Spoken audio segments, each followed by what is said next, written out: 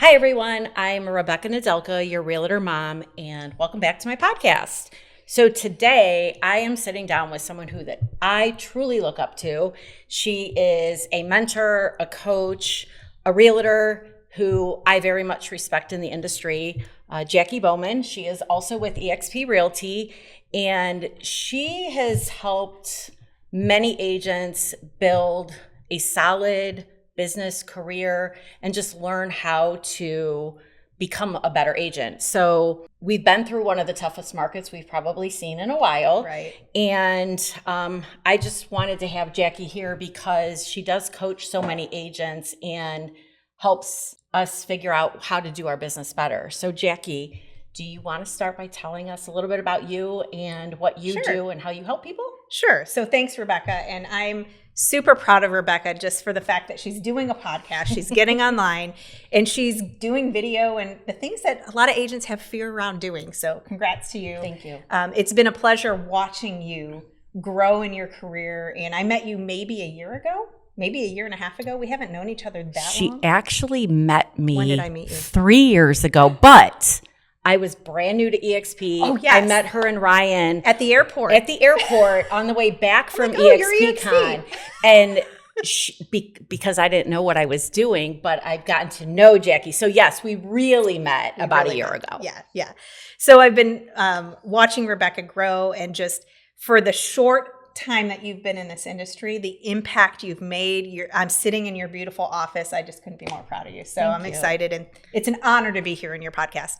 So a little bit about me. My name is Jacqui Bowman. I've been in the real estate industry since 2004. So what is that, 22 years? I don't know. So love the real estate industry. And the one thing that brought me to the industry was I wanted to break that cycle in my family of poverty.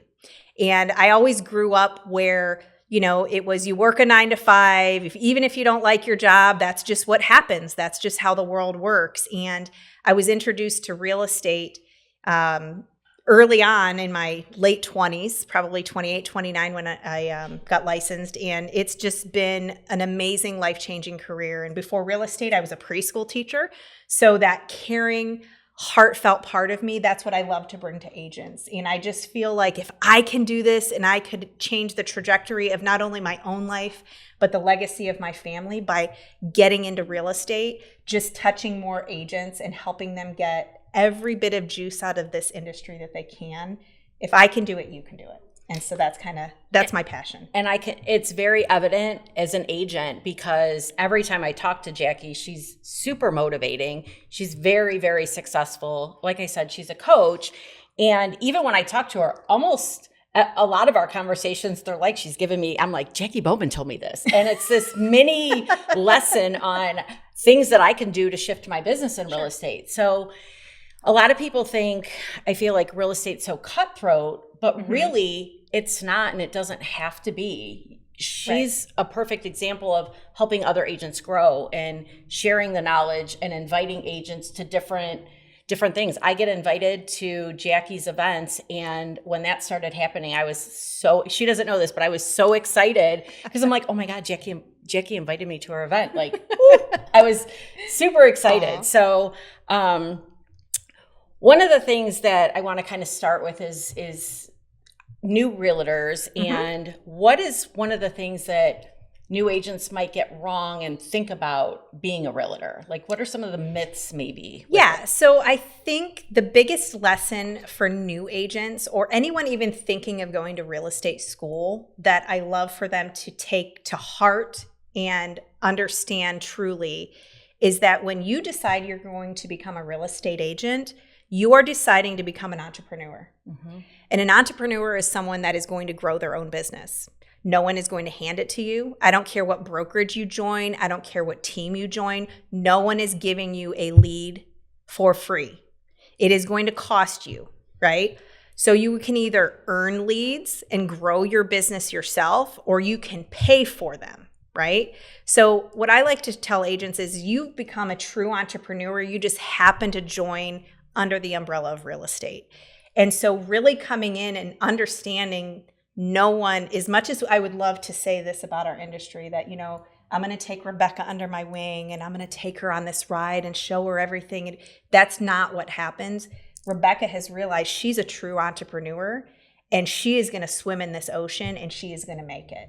And so that is the attitude you have to make it in real estate. And I think a lot of people think, it's like a normal job, right? They're going to come into real estate and the broker's going to help them out. And the broker's, I'm telling you, you're an entrepreneur. So I think that's the thing that agents get wrong out of the gate. Right. One of the things, though, that for me definitely made a difference is moving brokerages to EXP, because that training was made available. And the people that are surrounding me, Jacqui, some of the other longtime agents that are really willing to help. Sure. And I don't think you necessarily get that in every brokerage. Whereas when I moved over to EXP, I started getting those mentors that were willing to help me. If I'm willing to do the work, they're willing to help me. Yes. And I think that's one of those big things, because for sure, you don't just become a realtor and get a paycheck. Yes, exactly. You have to work for your paycheck. And if you don't sell a house or close a transaction, you're not getting paid.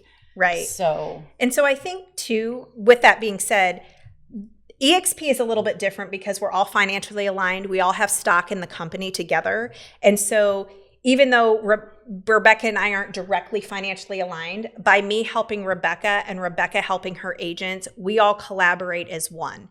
Previously in real estate, like I said, I've been here 22 years, there's sales boards and who is the number one person. And if you're in the top 5, we're going to run an ad for you. And what they do is they love to create that competition within the office.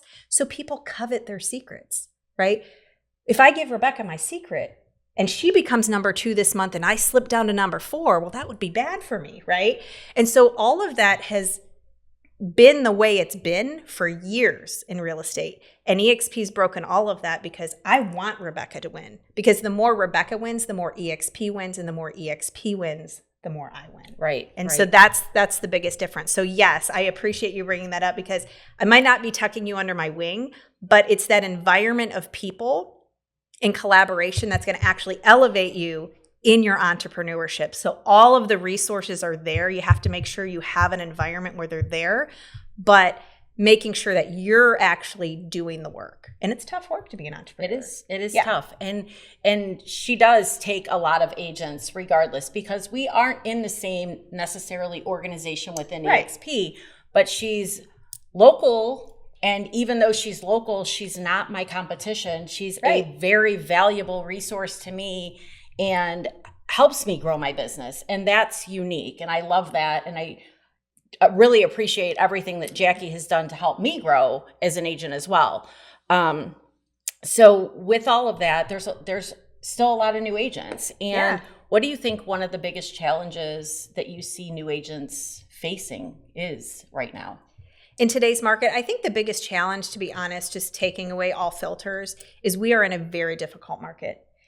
We've had, last year they released the numbers that we had the least amount of real estate transactions in the United States since 1995. And guess what? In 2025, we've only increased 0.2%. Wow. So it's been 2 solid years of not just low inventory, but it's the amount of closed units that are available versus how many real estate agents are out there.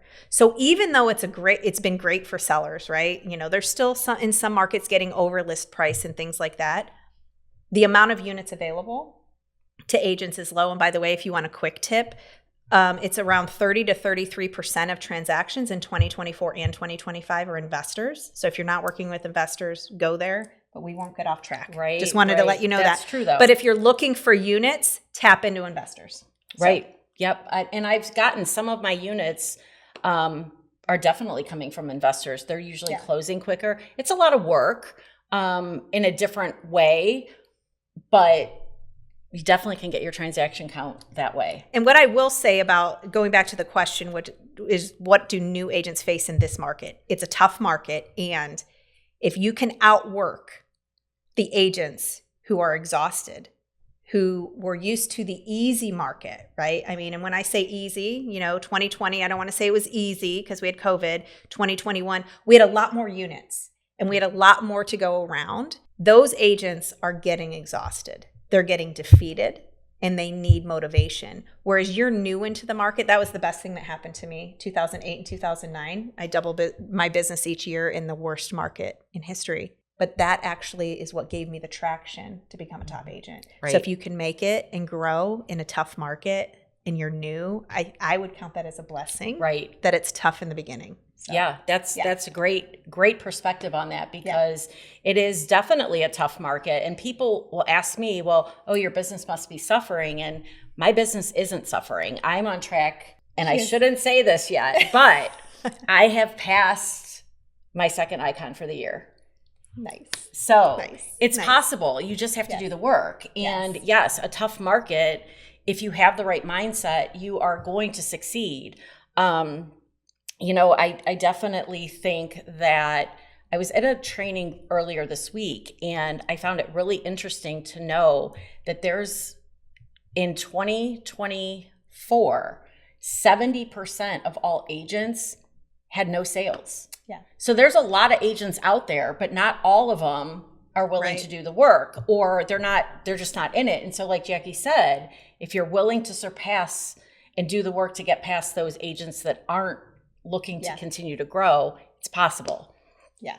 So love that. Yeah. So, all right. So think back. You've been in the industry for a while. If you can go back and give yourself, your younger self, one piece of advice when you started, what would that piece of advice be? So I actually learned this the 5th year in my business from an amazing broker. And he said to me to stop cutting my commission and stop throwing money at transactions to get them to close. And what he taught me was that he looked at all of my transactions for that year. And I did anywhere between like 35 and 40 transactions. And I was 5 years in the business. And he looked at all of the concessions that I made in my commission to get a deal to close. So someone's fighting over a freaking refrigerator. You all have been there, right? And then it's like, oh, well, if you give 500, I'll give 500 and we'll just make this go away and then we'll get to closing, right? The fact of the matter is he lined them all up and he pulled them all out and he had me look at them and he asked me this question.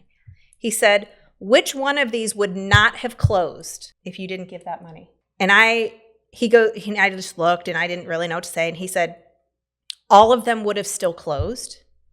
They would have been angry and fought it out, and they would have still closed. So your deals may not close on time, and people might not be as happy, but let's face it, they're already unhappy, and they're still unhappy when you give them the 500. He goes, you would have saved, you and your family, $11,200 if you would not have given your commission, and I promise you, Jacqui, all of them would have closed. And so I look at the first 5 years and I'm like, oh, look at all that money I gave away.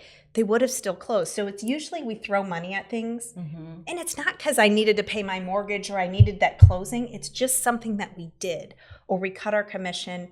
And honestly, the clients are still going to close because they're not going to not close over a fridge. Right. That's so true. That is so true. So that's my advice. Yeah. And that kind of goes along.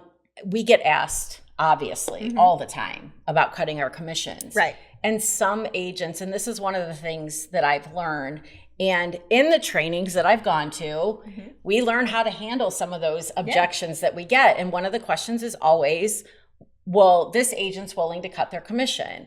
And you have to learn as an agent to say, if I'm going to give up and cut my commission, how the heck am I going to negotiate for you as a client? I can't even negotiate for myself. Right. So that giving that up, even if it's a refrigerator and the concession for the refrigerator, that is still a way that agents give up money. And you're right. Those transactions probably are closing. Yeah. So keep that in mind. That's great advice. Yeah, it is one of those things. And I'm still not always fabulous when it comes to, I do make concessions. I never do it up front though. Yeah. If it comes down to negotiating to really be helpful to my client, because now it's extra cash for the buyers when it comes up. And if I know I have a client that really truly doesn't have that cash, and that is the difference in closing or not. I'm not saying that I do it all the time, but it is something that for me, I want to do what's best for my client. There's a difference between helping people from your heart and putting a Band-Aid on something because everybody's mad. Right. And that's exactly Yeah. it. Agents come in and they think it's just going to be boom, boom, boom. It's all glamorous. There's quick sales, but it's the heart and the consistency that agents put into their business that really make me love real estate and doing my job. Yeah. So I want to flip a little bit to mindset stories that you have. And I know this is where you are just a superstar.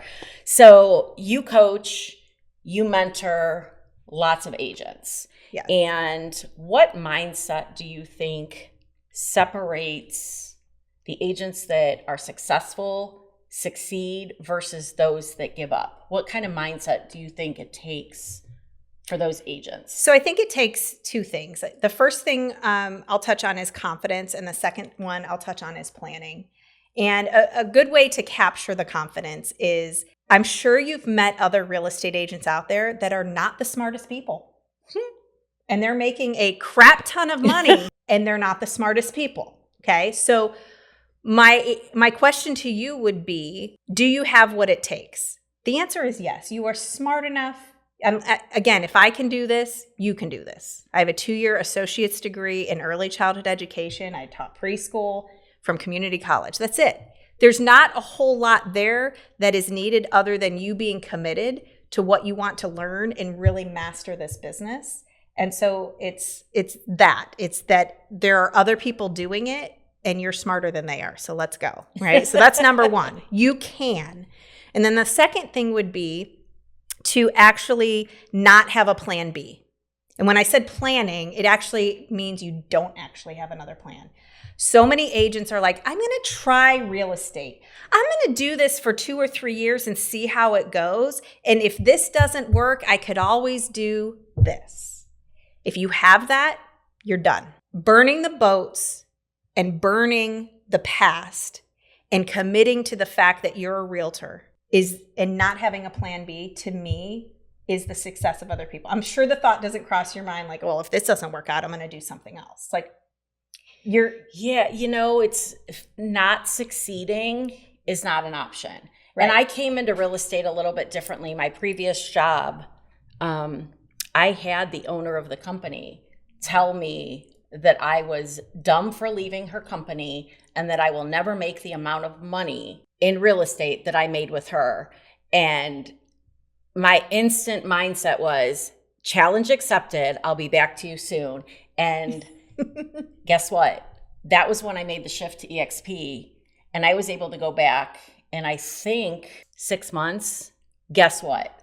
I made what you told me I wasn't going to make and then some. So in 6 months, it worked out well for me. And I think that's, part of my passion too is for the underdog, right? Because when I transitioned into real estate, I was a stay-at-home mom. I did home childcare.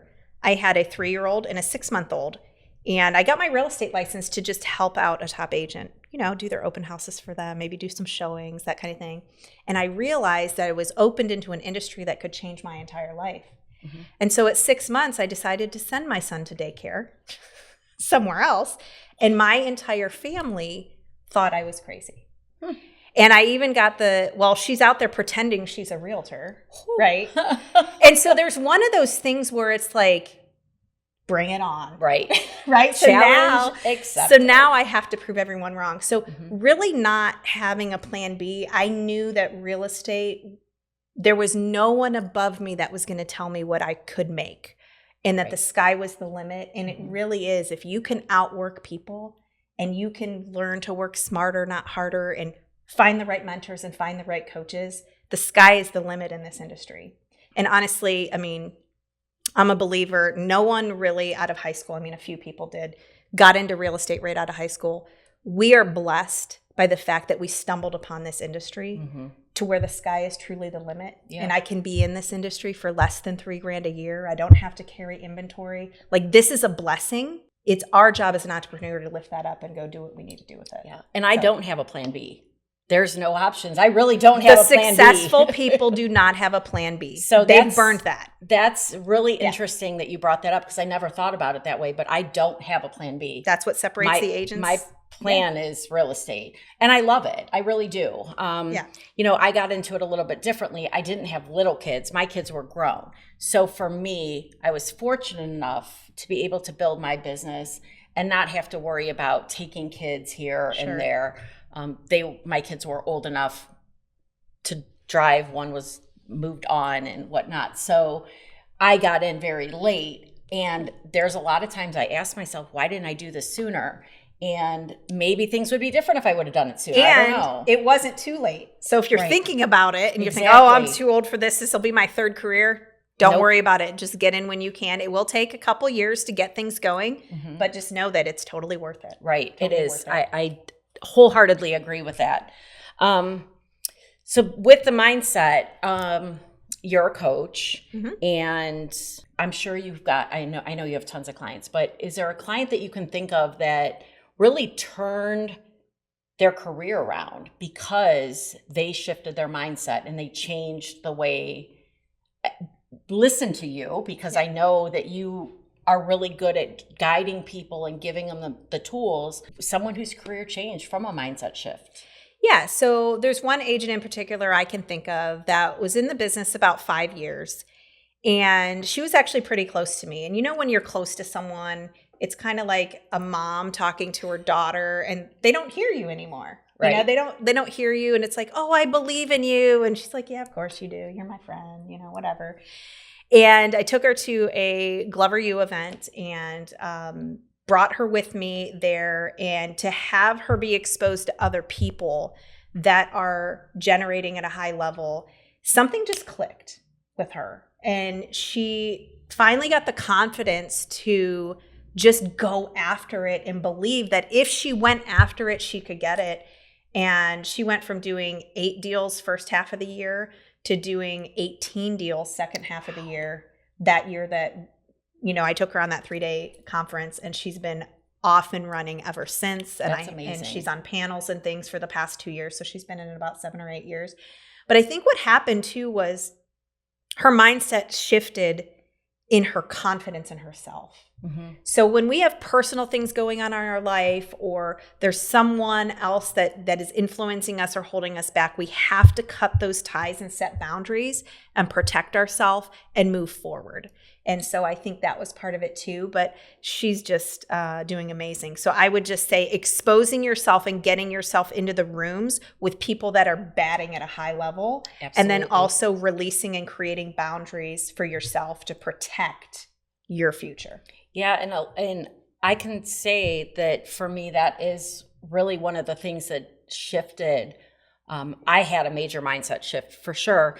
And like you said, getting in those rooms. So yes, things like EXPCon, which we're headed to this weekend, and the Glover U events.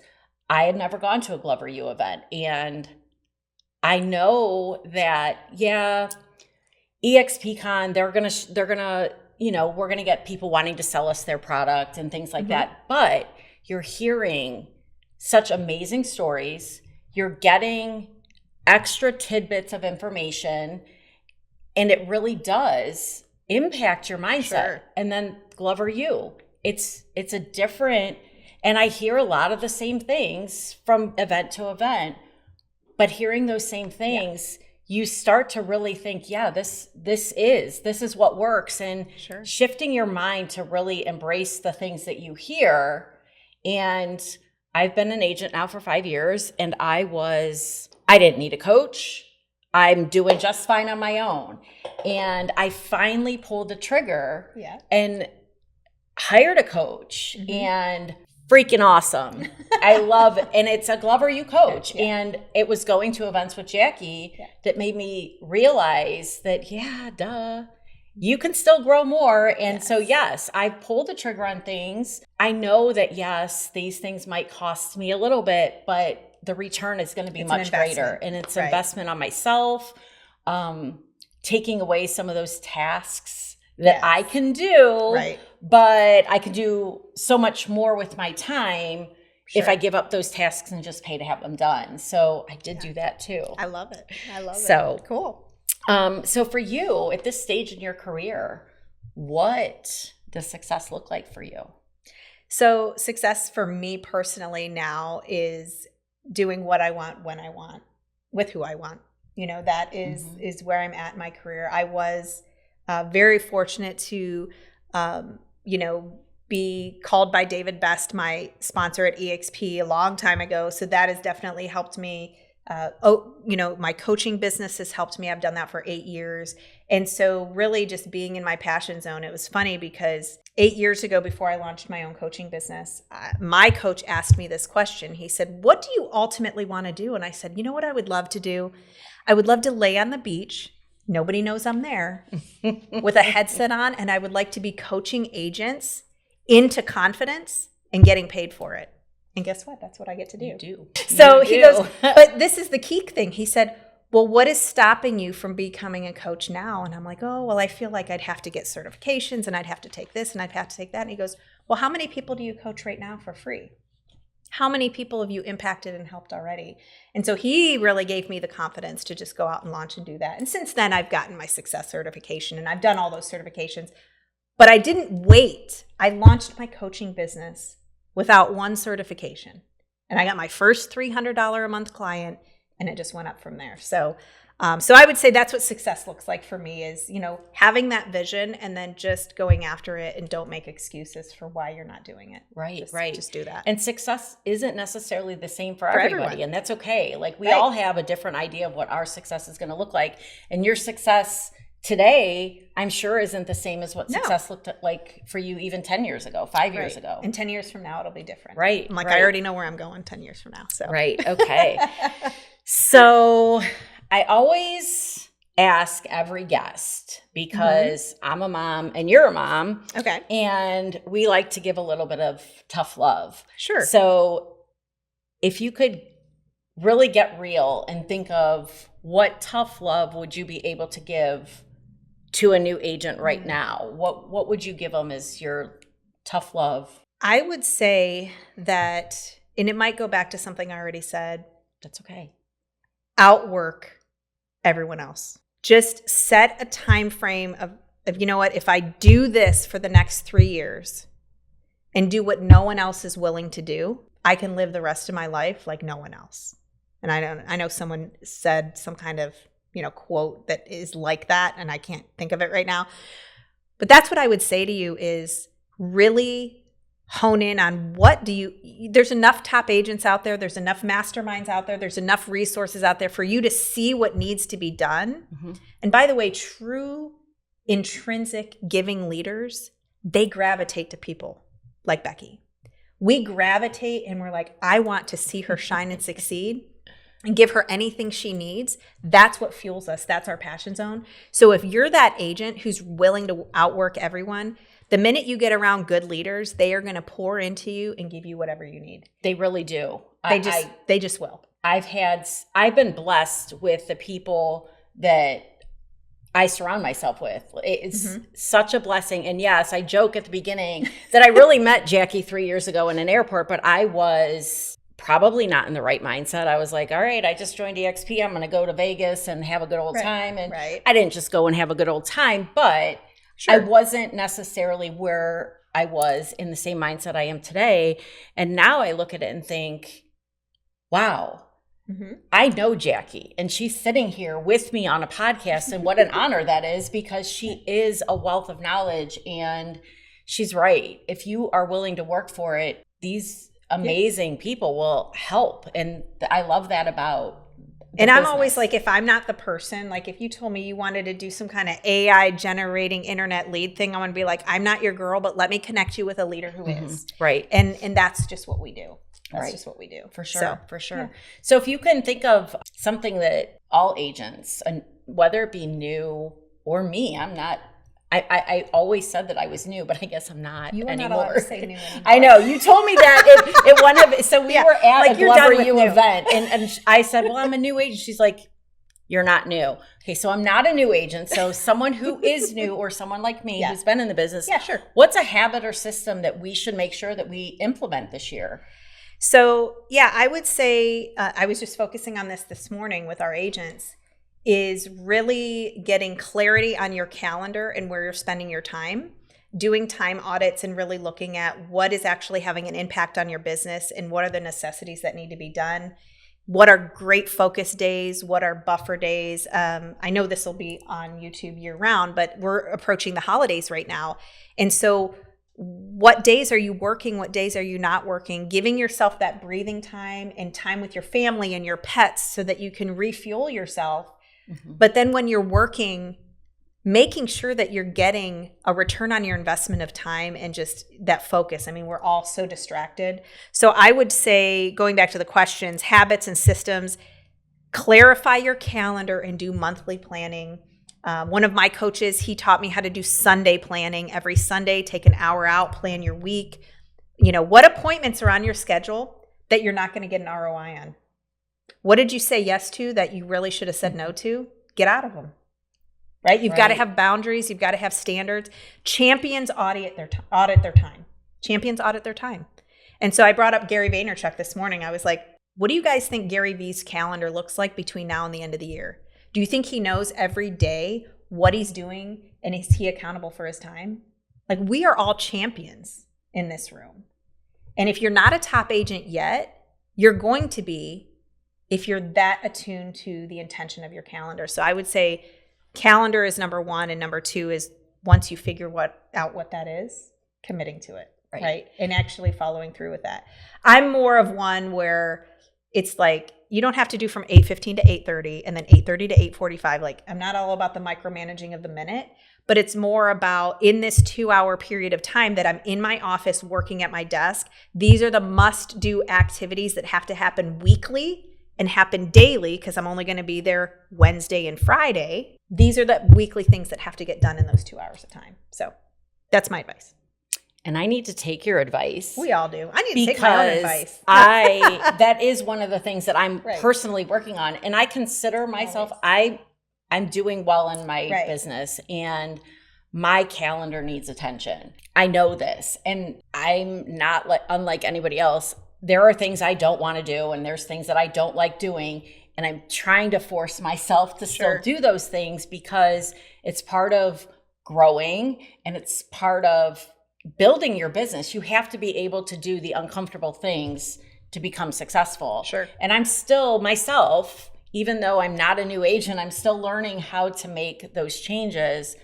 And calendar is one of the first things I'm focusing on. So Jacqui just gave me that low blow. If you can master that and differentiate between the yeses and the nos, to protect your time. Yeah, for sure. Gotcha. So obviously, like I mentioned earlier, we're both moms. Yeah. And there's a lot of female realtors that are trying to balance. And for me, I didn't have to come in necessarily. I balance it. It's different because my kids aren't young, but there are moms that have to balance motherhood, their family, their career. They're not just stay-at-home moms anymore. Sure. What would you say to them to help figure out that balance? And I'm assuming some of it goes back to their calendar. Yeah, I would say it goes back to your calendar. And I mean, I clearly stumbled on a lot of this as a single mom early on in my career in real estate. My children were 3 and 5 when I became a single mom. And, I was just absolutely obsessed with my career. I missed a lot of my kids' things. And what I can tell you today is that I didn't spend a lot of time baking cookies with my daughter at the holidays and doing all those things. And I felt so guilty for so many years about that.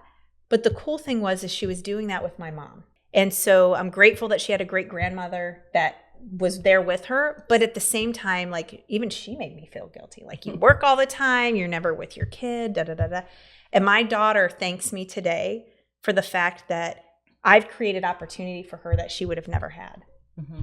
And we have the best relationship today. But I did miss out on a lot of those things. And so what I've learned is, if you want something bad enough, there are going to be sacrifices that need to be made. For sure. I don't believe there is any such world where on the climb, you're not going to be making sacrifices. But once you have the income and once you have money flowing in, ladies, just hire someone to fold the laundry. And by the way, does the laundry really need to be folded? No. I mean, let's like really have to look at what is important, right? And so today, I mean, I know this sounds really sad. I can't believe I'm going to say this on the podcast. But like, if I'm sitting in my living room, checked out, relaxing, which is going to reset my mindset, restore my energy. And the lady that I have come clean, she comes every Tuesday, is in my bedroom folding my laundry. I no longer feel guilty about that. That took a long time because it's like, well, who does she think she is that someone else needs to fold her laundry? You know, and all of these things go through your head. But I'm telling you that it is, you know, because at first it was like, well, if she's folding my laundry, I better be going to make money right now. Like, I better be doing this. I better be doing that. And so that would be my advice for women balancing motherhood and family and all those things. In the beginning, there's sacrifice. Once you've hit the threshold, not only reinvesting in your business with coaching and things like that, reinvest in your home life and leverage some of that stuff out. Get the groceries delivered, have someone else come in on a Sunday and pre-cut all the veggies and map out your meal planning for the week, and just get some leverage in some small areas that, and don't feel guilty about it. That's awesome. That's awesome. I mean, I definitely love the fact that you can build a business, have a family, you can stay, you know, true to who you are, be successful, do all those things, because I know that I used to hear all the time, you're always on your phone, you're always working. But I did make sacrifices early on, but those that know me know that it enabled me to help my daughter open her own salon and have her own business at 19 years old. And I'm at my office a lot, but my daughter's literally right next door. So she can walk over here, and I don't necessarily feel like I'm away from home, because she'll come over here and be like, I'm hungry. What do you want to do? And I'm like, okay, I'm working. She might not have a client at the moment, and I'm trying to like, okay, but I'm working. But then I realize, you know what? A lot of times I can just stop for a minute, hang out with her while she doesn't have a client, and do my own thing a little bit later when she's back with her client. And just having that opportunity, I worked a out of the home regular job where I put in a lot of hours, and my kids went to daycare and all those things, and you do miss out on a lot. And I feel like now that she's older, we are still able to have that here. And just being able to do family vacations, that is one thing I will never stop. Family vacations are super important. And my kids, struggling or not, we've always done a family vacation. Maybe not always the smartest decision I made, but my kids know that we always had a family vacation. And that's an important part. Because we all got to come back together. And I think this upcoming year, I'm super, super excited because we're planning to have all 4 of the kids back on a family vacation with all of us. And we haven't had that in quite some time because the boys are older, out of the house. Everyone's doing their thing. They are. And this year we will all plan a family vacation together. So that's super cool. But we're about time where we're going to be wrapping up. So I would I love the fact that you joined me. I want to thank you so much. You have such a good perspective. You've helped so many agents. And I think a lot of agents can take a lot from this. So it's not my typical, we're, buyers and sellers. This is an important one because agent development and learning from those agents that have been in the industry and really give back and pour into other agents is super powerful for me, even where I'm at, and new agents. So if you are an agent and you need guidance, you need a little bit of mindset help, a push, I know that you could reach out to Jacqui. She is always so willing to help other agents grow. And of course, if you're looking to buy or sell a home, you can call me, real estate realtor mom, Rebecca Nedelkum with EXP. It doesn't have to be such stressful. We will figure it out and get you through the process, keeping it simple, smooth, and sold. She's a rock star. I totally endorse her. So give her a call. All right. Thanks, Rebecca, for having me. Thank you. Thank you.